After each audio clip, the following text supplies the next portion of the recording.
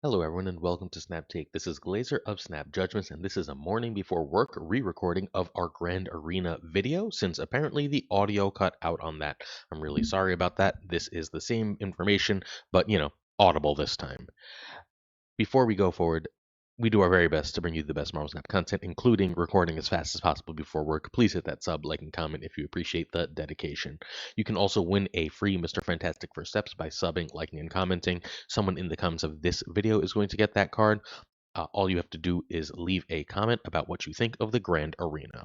So what is Grand Arena? It's the new mode that runs from 724 to 87. It features two Series 4 cards, Mad Thinker and Mole Man. We're going to break down each later, along with decks for each one for Ladder and Conquest. We've got, in order to buy them, you need 2K glory each, 2,000 glory each. Glory is the currency in this mode. What glory fundamentally works as is just our way of buying it. We'll talk about the breakdown of full economy. You're going to select one of 8 champions with a pre-built deck or make your own. You can get some later this video. Pre-built decks do mean that even if you don't have the cards, you can play the decks. We have some better decks than the pre-built decks for you to play if you're trying to win more, and winning is the key to getting those cards for free. Each champion has a special skill card. We'll go over these as well. You get 3 tickets every 8 hours, like Sanctum Showdown, and you cap at 12, which means you can go up to like a million if you keep winning, but you're not going to gain any more at resets unless you go below 12. And you can there is a paid premium pass that we're going to break down later, what the pros and cons of it are, what it offers you. And it is, for those of you who are like, oh no, they're trying to get more money, it is a gold pass. So you can buy this pass with gold, which does make it significantly better.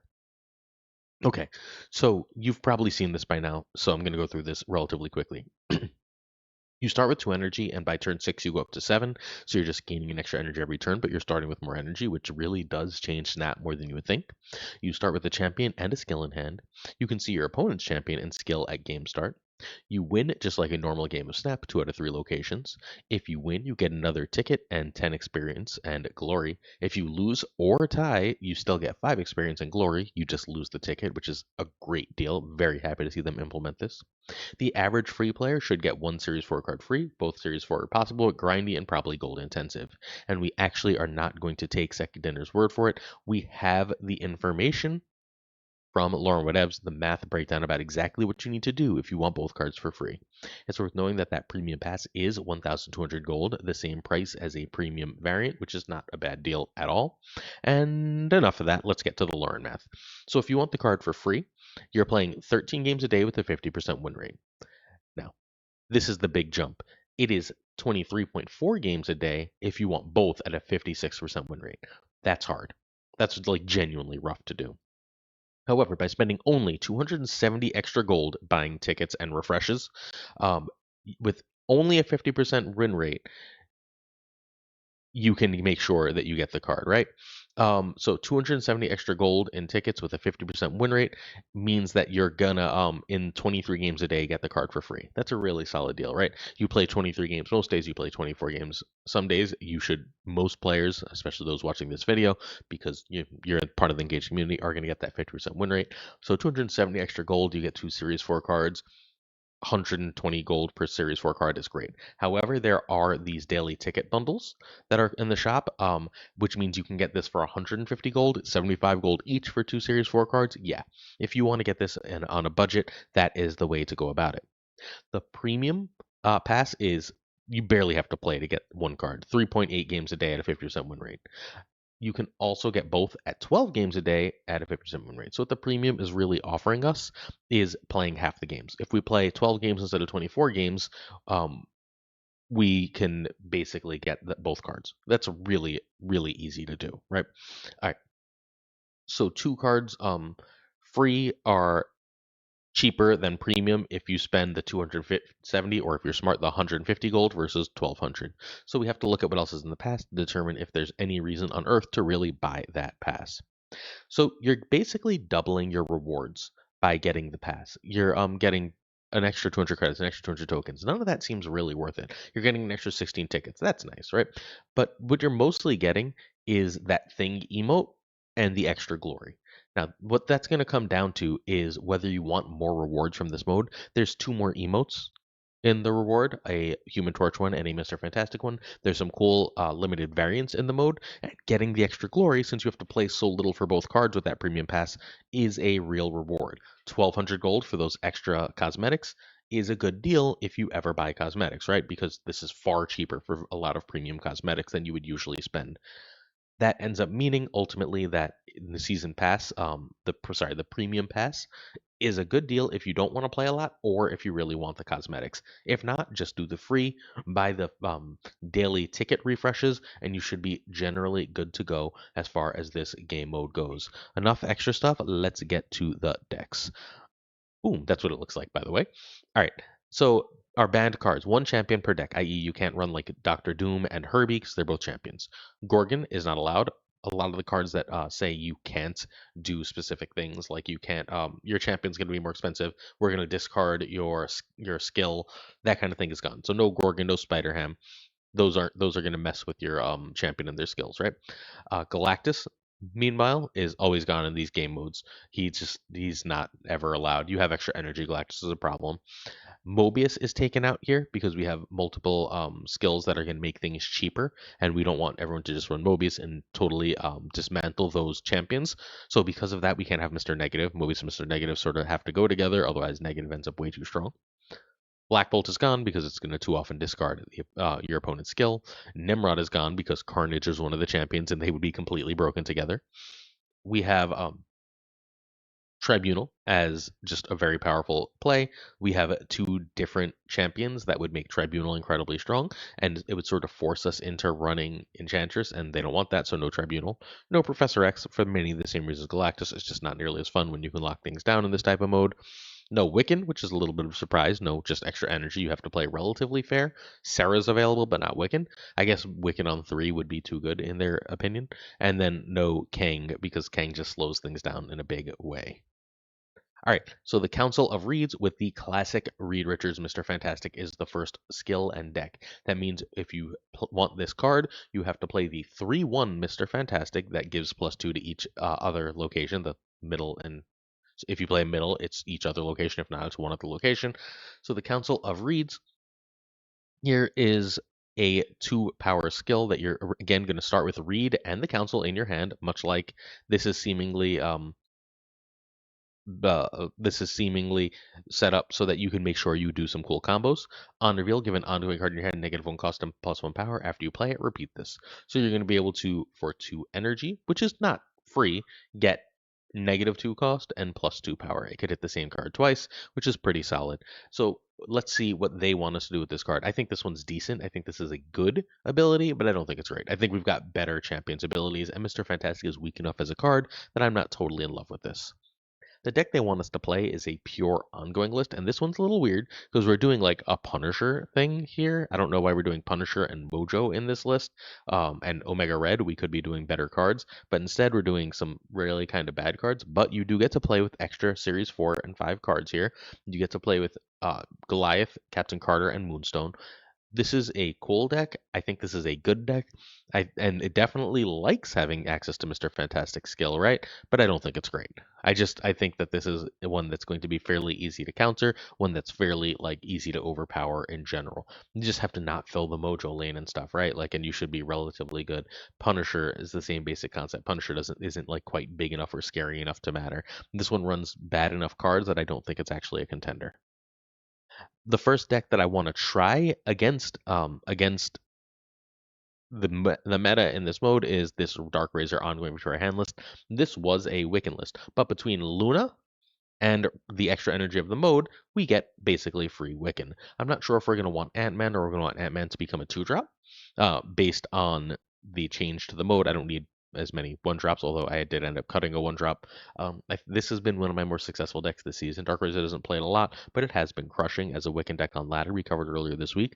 It already runs Mr. Fantastic because Mr. Fantastic is perfectly happy for Moonstone and Onslaught. Shock extra 10-ish power on side locations is great.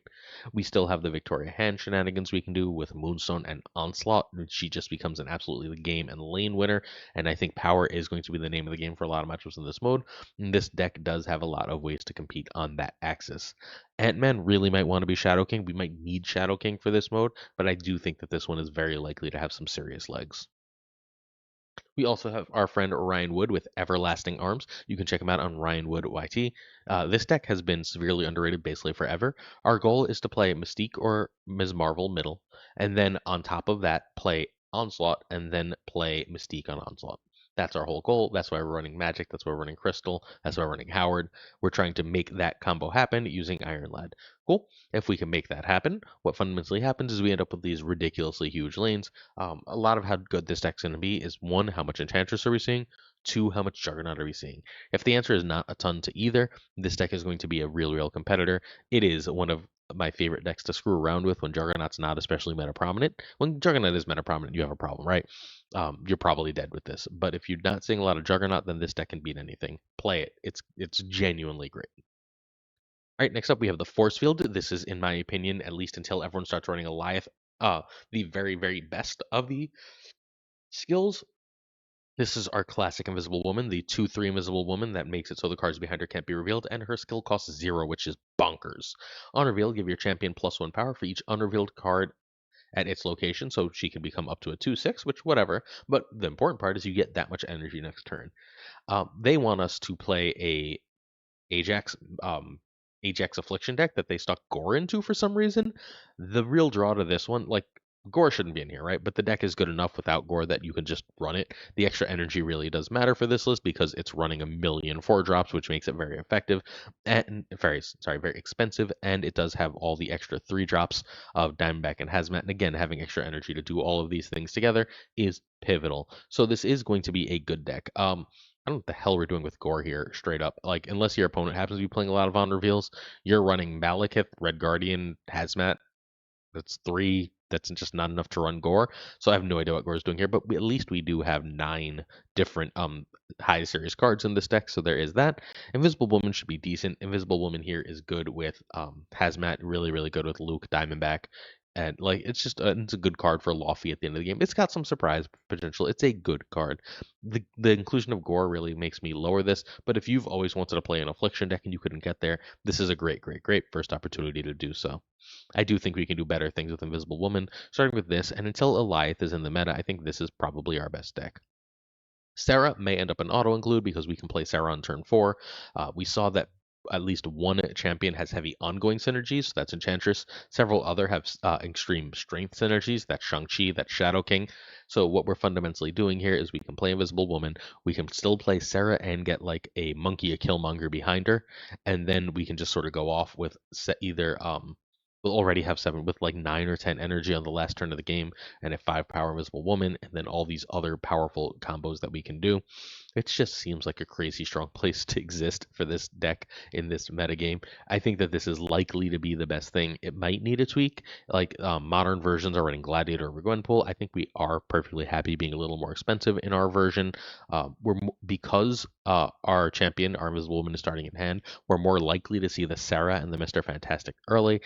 That's just we're cooking with gas here. We can immediately play Invisible Woman on 2, right? Because that's how much energy you have on turn 1. And from there, you're just cooking. This deck seems so freaking good. This is my pick for best deck, although it's not the one I'm most excited about. We'll keep going through that.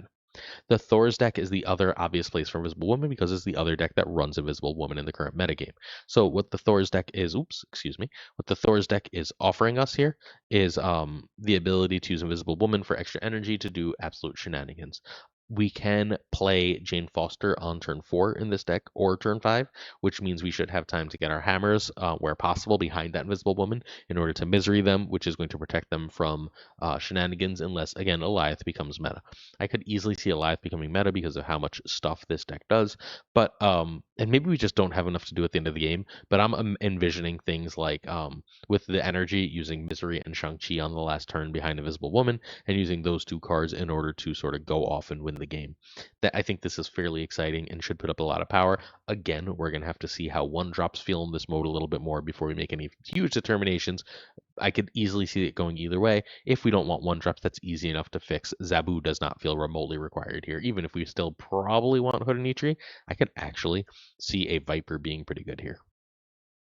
All right, next up, Flame On. This is Human Torch First Steps. So if you didn't get Human Torch First Steps, this is your chance to do it. This is a 1 cost on reveal. Add your champion's power to the top card of your deck. And this one's okay. It's kind of okay. it's going to add Human Torch First Steps power, but like what this says is you can play Human Torch First Steps on turn 2 basically every game, which is nice. But he's also only going to be like 3 or 4 power. You're not going to get like an extra 9 or 10 power unless you can figure out how to buff him on the board, and that's going to be a fairly big challenge. So this one's nice, but it's not amazing. It would be great if it was something else on the board, but once Human Torch doubles, right? The top card of the deck usually doesn't matter because that's usually the last turn of the game. So I don't know.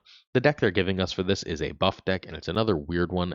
This one's going, if you want again to try Fastos, Lasher, Human Torch First Steps, Gwenpool Galacta. This is your chance. It's cool. You're happy for Torch First Steps to hit Black Panther. You're trying to use Black Panther and Iron Man because both fundamentally double the buffs. Lasher doubles the buffs. Mr. Sinister doubles the buffs, and Brood triples the buffs. So you're trying to hit one of those with the buffs because it doesn't matter if the buff isn't quite as big if you're doing that. It's a cool idea. And I'm a big fan of hand buff, but I do think that we can do better. Also, can I just say it's hilarious that they threw Howard into the deck? Because top card of the deck. All right, then the deck that the first deck to try for this is a First Torch. This is a human. This is obviously a Sarah server list. I think we can run Sarah because we can play it on turn 4 naked in this, and again, we're more likely to draw it. Galactic and Gwenpool seem great in order to buff cards. We have 4 buff targets in this deck. We can hit Brood, Carter, Torch, Shaw, Brood, Carter, Torch, and Shaw, and get extra value out of our buffs. So we have Mr. Fantastic, we have Surge, we have Galacta, we have Gwenpool, we have Surfer. So we have a bunch of ways to buff cards that really, really care about buffs, and a bunch of ways to play more cards. This one seems like it's likely to be great. Red Guardian is here in because I expect a decent amount of Iron Man, and Juggernaut is here because I got to do something to sort of handle some other combos that are all going to be all around the metagame. I think this one absolutely has legs. I'm excited to try it. And then, of course, we have the standard hand buff. I'm less excited about this one, but it's doing the same basic thing. It's just a better version. Again, we probably don't need Zabu in this mode. It's doing a better version of what their deck is. Scarlet Spider seems really good here as a buff card because it's going to help us spread power, whereas most other buff cards just put buffs in one location. We're using Torch First Steps as a buff, hopefully hitting Shaw, Brood, or Scarlet Spider, or Mr. Sinister. And then we have the same buffs as always, which with the ability to like try and go big. This one also has Shang and Enchantress, which seems like it's probably generally important for this game mode. Oh, sorry. Enchantress is another good way of handling that invisible woman for steps. She gets energy and power based on unrevealed cards behind her. If you Enchantress her, she doesn't have those. Next up, we've got Clobbering Time, another one that I think is kind of mid. This is a 6 cost skill, but it does cost 1 less for each different cost among cards you have in play. On reveal, give your champion +8 power. I don't think this is good. What they want us to do with this is a Scar deck because we can play Thing on turn 4, which means by turn 6, he is going to discount Scar. We can go Thing on 4 into like a Magneto on 5 into like a cheap Scar on 6. That seems cool. There's probably better ways to do this, but that extra 8 power on Thing, if at the end of the game, if you played him on 4, is going to make him a 20, which is lane winningly big.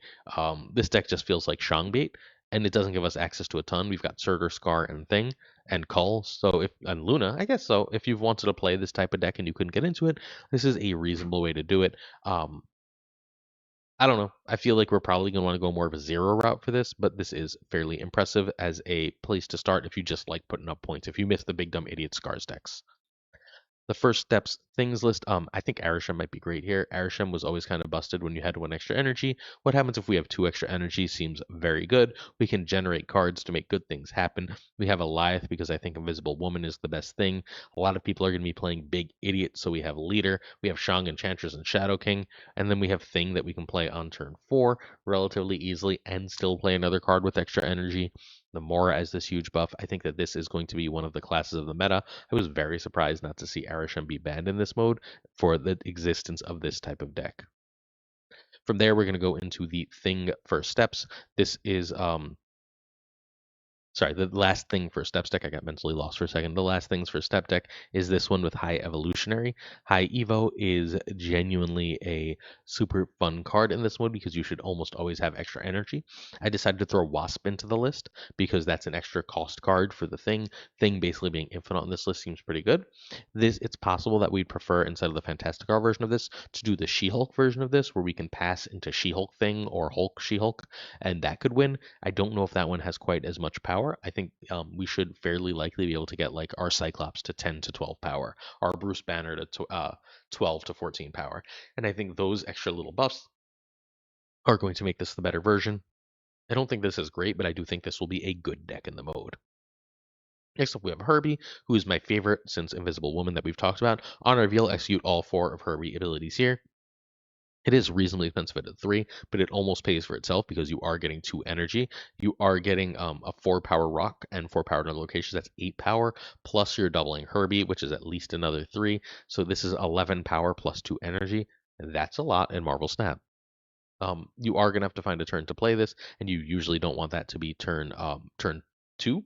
Remember, you'll have 3 energy on turn 2. You don't necessarily want that to be turn 2 because on turn 2 you're going to not have all the other cards out. But if you do this around turn 4, when you have some cards for the other abilities, you'll be cooking. Herby was released to kind of be a zoo card, and then it was never good in zoo. So this is their try again to make this a good zoo card.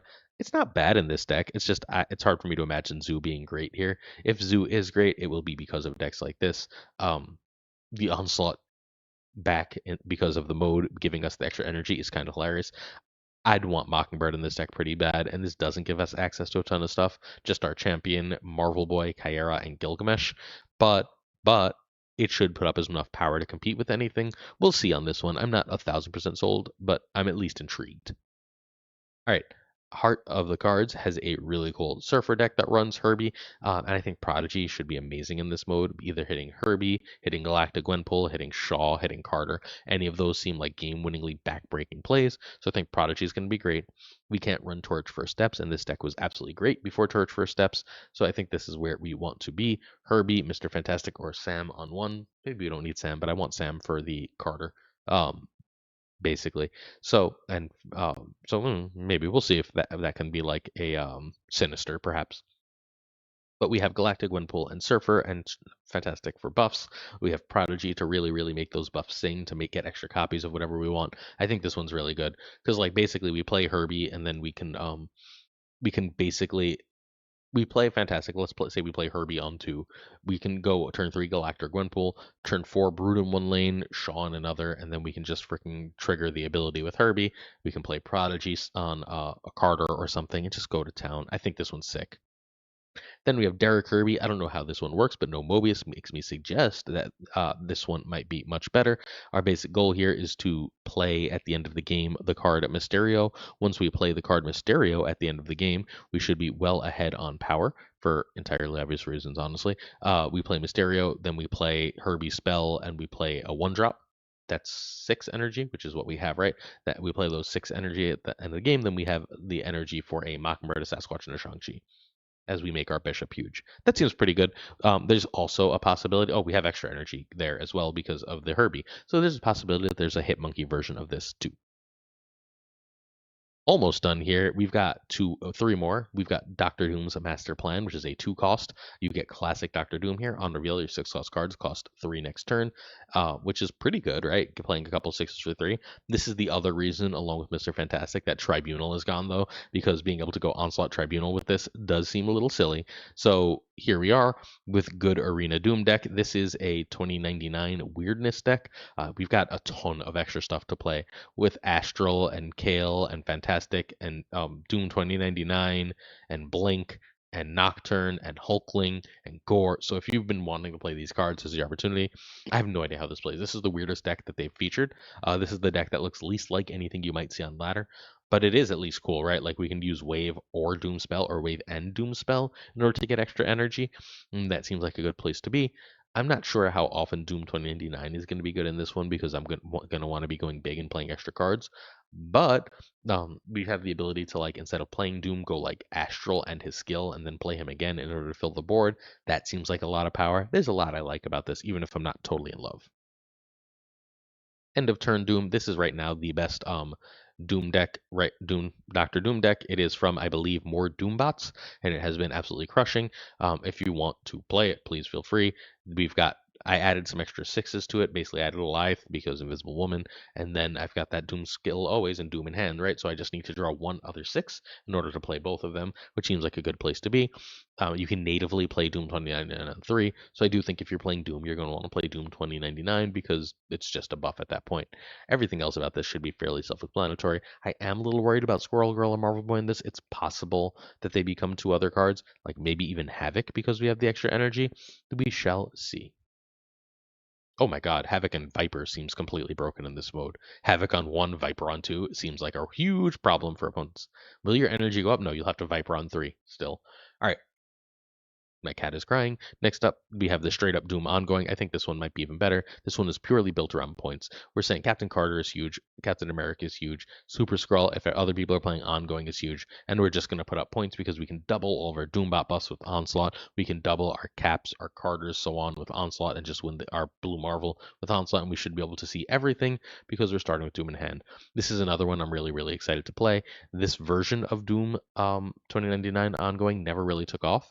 You never really wanted Onslaught in those lists, but perhaps now with the extra energy, that's and the Doom skill, that's where we can go.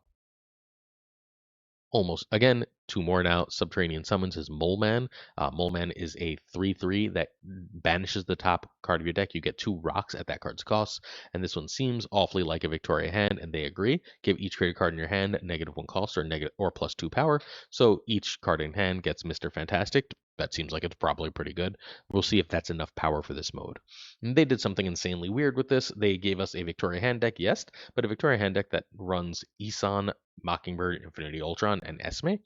Okay. We've also got Frigga for the Obvious Victoria Hand synergy and Mole Man for the Obvious Victoria Hand synergy. We do want 6s with Mole Man because 1/6 rocks are pretty good, and this does offer that. But I don't know what the hell to do with this, to be perfectly honest. This one seems super strange. We don't have to get Mole Man going, though, right? Mole Man's skill is probably good enough with things like Iron Patriot, Mirage, Agent Coulson, and Infinity Ultron. Giving all of those -1 or +2, Esme 2, does seem good. This one is the pre-made deck I'm most interested to try because nothing like this has worked on ladder, so perhaps it does work here with Mole Man's skill. If we want something that we know works, the Mole Man Victoria hand list is almost certain to work. Ancient One seems amazing here. It will always get the -1 cost, which means it can be 1 cost with Quinjet, which means it should be relatively easy because you're more likely to draw her to triple Victoria hand. If we triple Victoria hand, or then our whatchamacallits, our generated cards getting +6, our Mole Mans, our demons, our mirage cards getting +6 means they're as big as anything in the game, more or less. And then from there, we should be good to go with this list. I think that this is going to be a really, really strong place to be. It's a combo list, but I think the combos are going to be very easy to pull off. Obviously, because of the, as the cat is here, obviously because of the one card you're starting with in hand. Although worrying about hand size does seem like a real thing here. Sorry, I'm trying to distract the cat from jumping on top of me. Mole Hand 2 is the Moon Girl version that Derek created. This one does generally run Gladiator over Viper. I think Viper might be really good in this mode secretly, just like as a people are going to play a lot of cards with their extra energy clog, but whatever. Like we can just toss over a Hood, toss over a late game Shadow King used or a Mirage or Iron Patriot used without too much worry. But again, whatever. This deck does seem really good. Moon Girl on turn 3 to get multiple Victoria hands seems amazing. I see very little reason that I don't want this deck in this mode. Again, it is the safest thing to be doing right now. It's possible the deck goes way over the top in terms of power, and Victoria Hand isn't great, but one of my starting assumptions is Victoria Hand, probably the best deck in the game, probably the best deck in this mode. Our last deck is going to be Maximum Carnage, a nice, simple 1-cost skill. This is one of the best ones. Carnage is the one non-Fantastic Four branded card. On reveal, banish this to move your champion here. Repeat its on reveal ability. So what you get from this is you get an extra copy of Carnage moves and redestroys. That's awesome. For one, you can re-trigger Carnage. This is why Nimrod is banned. But it doesn't matter because we have a bunch of cool decks. This one might be good. I don't know what the hell Uncle Ben and Sabretooth are doing here, to be perfectly honest. Like, if we just threw a simple Deadpool in here, I'd be so much happy. Oh, sorry, a simple, not Deadpool. X-23 in here, I'd be so much happier with this deck. But instead, we've got Uncle Ben and Sabretooth for reasons. I don't know. I don't get it. We could use either an extra buff card or X-23 at but I guess not. Zola is a card I've slept on in this mode until I saw this deck. Zola seems like it's really good because we can Zola on 5, which means that if there's a way to pull off a Dakin deck, that seems like it's potentially scary because Dakin puts up as much power as anything. But Carnage basically being able to re-destroy here seems amazing. That's it. That's what this does. Carnage to say, oh, I didn't draw an extra destroy card, but as long as and Carnage is in hand, so yes I did, is going to be crazy strong. That's all this is. It's very powerful. I think we can do better than this version, though, with the Roram version of the deck. And the Roram version of the deck is built around Deadpool, who, again, we are now more likely to draw. The only other change I made was I made Agony be Forged because we have the extra energy to make that sing. I think we might want Zola here. Actually, I'm pretty sure we want Zola here. I'm not sure what we cut for it. The options are Forge and X23. If we cut one of those two for Zola, I think that this deck is again where we are going to want to exist for this mode. I'm excited as crap to try this. If Shadow King's not everywhere, this one's going to be a monster. Dormammu is also great in this mode and should be very powerful. We have the extra energy to do everything we want. We could even go a little more expensive on the curve once more, like we spoke about earlier. Carnage being able to just be moved and replayed seems really good. I can Carnage something over to another lane and then use whatever spell I want. It seems like a really good place to be.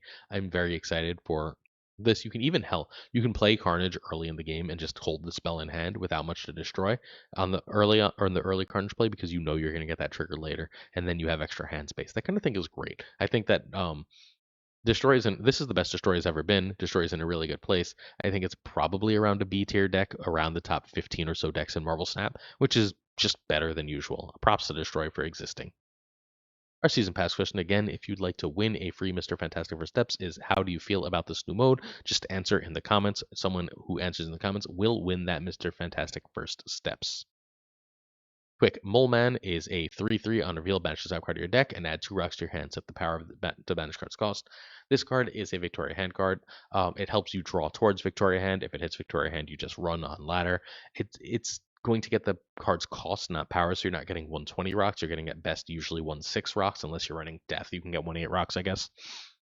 That's a lot of power. Usually you're going to hit like a 3-drop. You're going to get 1/3 rocks, 1/4 rocks. You get 1/3 rocks, 1/4 rocks. That's still fine with Victoria Hand. You're perfectly happy to have that. I don't think it's probably worth the squeeze. I don't think it's probably worth the deck spot, but it is a halfway decent card overall. The other place that you can run this is Good Machine decks. We're not going to talk about synergies there because I just talked about it. Good Machine is a style of deck popularized by the great Husky Puppies 35 on Twitch, where we basically try and use a bunch of big we use like Red Wing and War Machine to cheat out big cards, Electro to cheat out big cards. Mole Man having the ability to hit a Giganto, a Heimdall, and Infinite here seems decent. There's going to be times it hits stuff you don't want, but the extra energy, you often have extra energy because you're like using Electro and then you're going to War Machine off that Electro. Or you've got Luna sitting around or Hope, extra energy. Means that you can use the rocks even when they don't hit big things to give you some extra value. This one's, again, probably pretty good. Not amazing, but probably pretty decent. Much less good is probably Mad Thinker. Mad Thinker is a 1/1 at the start of each turn after drawing +2 power if your hand is full. It's not an ongoing, so you have to play it and have it early for it to do anything. It doesn't work in hand. So because it doesn't work in hand or have ongoing, it's bad. If it had either of those, I think it would actually be a really good card. Hopefully they fix that or at least make it like a 1/2 or 1/3. This one can be like a 1/5 or 1/7, but it seems unlikely that it's that fairly often given its draw restrictions. All right. The deck I wanted to try it in, Rorum's deck has a Rorum's hit top 20 with a Devil Dinosaur version of this. I basically cut Devil Dino and put a Mad Thinker here. I figure a 1/7 is probably as good as a like 5/12, so 5/13 in like terms of average power given what else this deck does. And we should be able to fill our hand thanks to Merlin, Kate, to Merlin and Kate along with Misery shenanigans, Snow Garden, Hood shenanigans. All of that should work together and mean our hand should be full. If our hand is full, we should have a 1/5 or 1/7 from this card. It does have anti-synergy with Shadow King, which is one of the big problems with it, but so be it.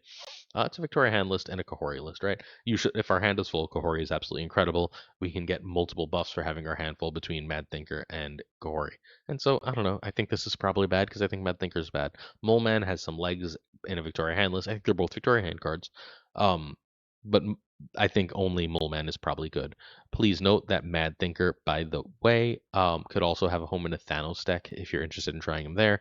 I don't really want more 1-drops than Thanos. There's almost no way he's better than Nico in that deck. Send your support on our Patreon, comment on our thanks, and I'm going to go quickly because I got to get to work. Thank you to Jonesy, Snap 22, Abigail, Samantha, Burn, regardless of Laby, Ink, I'm Frozen, Hot, and Never Prime, Brian, Ryan, Burke, Ryanwood, Snap, Karen Lynch, Gopher, Kev, Carol Tor, Caretix, Lee, Query, Kazushi, Archangel, 3K, Black Dahlia, Purpose, The Goat Seeker, Code, Hollowed, Synth, Fat Nick, Absolute Shannon, Nightmare, Dirty Casual, Mr. Gravel, Cables, Ginger Prime, Philip, Brad, Chapel, Candy Logs, The General, The Biz, Black Shoes, 23, Exorcist, Skippy G, Jessica Gell, Mr. Sledge, The King Bros, The Craig Zoo, Werewolf, Sehoda Clam, Colonel Foreman, Rob Silverman, David G. Wingfield, Stephen Rankoff, Jason B, Mr. Rick, Matt V, Corey, Corwin, John Q, Jimmy Q, Yes, Out, Sage 1, Big Man, Big for Real, Skagger, Jack Reeps, Steve O, 131, Yo Marco, Ted Pro, Quid Pro Joe, Snaps, and Doe, Boom Bap, Bristol Click, Green Goblin, Unimap V2, Flomfish, Spectrum X, Hoot, Only Fox, Matty, DJ Mike, No Frame Flex, Nick 3, Textual King, Subject 74, King Canada, JJ, Demon, Falcon, Fafthor, Newman, Two Ties, the Great Lormandos, the Pirate King, Tucker, and of course, going to T, where the T stands for tomorrow is top 10 decks of Marvel Snap, which took a ton of time to put together, and I gotta go to work. Peace.